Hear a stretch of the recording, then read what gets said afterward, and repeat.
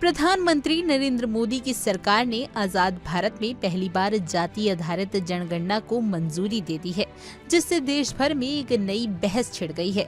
जाति आधारित जनगणना की मांग लंबे समय से उठाई जा रही थी, लेकिन इस फैसले के साथ अब नई चुनौतियां भी सामने आ खड़ी हुई हैं, खासकर ओबीसी और सामान्य वर्ग की जातियों के वर्गीकरण को लेकर।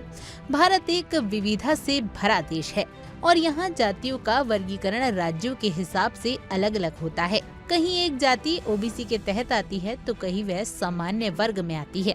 ऐसे में ये सवाल उठता है कि क्या जाति जनगणना केंद्रीय सूची के आधार पर होगी या राज्यों की अलग अलग सूचियों को भी इसमें शामिल किया जाएगा। विशेष रूप से ओबीसी के लिए कोई एक सूची नहीं है और हर राज्य की अपनी ओबीसी सूची है जो केंद्र सूची से अलग होती है। इसके अलावा सामान्य वर्ग की जातियों के बारे में भी सवाल उठते हैं। फिलहाल जनगणना में केवल एससी और एसटी की जातियों की अलग अलग गणना होती थी, लेकिन क्या सामान्य वर्ग की जातियों को भी अब अलग अलग गिना जाएगा?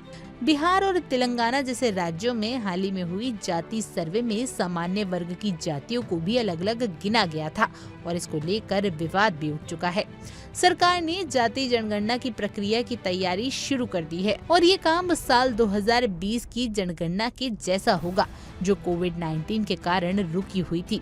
हालांकि जनगणना के लिए कम से कम 6 महीने की तैयारी की आवश्यकता होती है और प्रक्रिया शुरू होने से पहले इसे कई सरकारी अधिसूचनाओं से मंजूरी मिलनी होगी। जाति जनगणना को लेकर अब सवाल सिर्फ प्रशासनिक ही नहीं बल्कि राजनीतिक भी बन चुके हैं और इसको लेकर विपक्षी दल भी कई सवाल उठा रहे हैं। क्या ये जनगणना समाज में जातिवाद को बढ़ावा देगी या फिर ये सामाजिक और राजनीतिक दृष्टि से जरूरी है? ये सवाल आने वाले दिनों में और भी गरमाएंगे। Bureau report, India daily.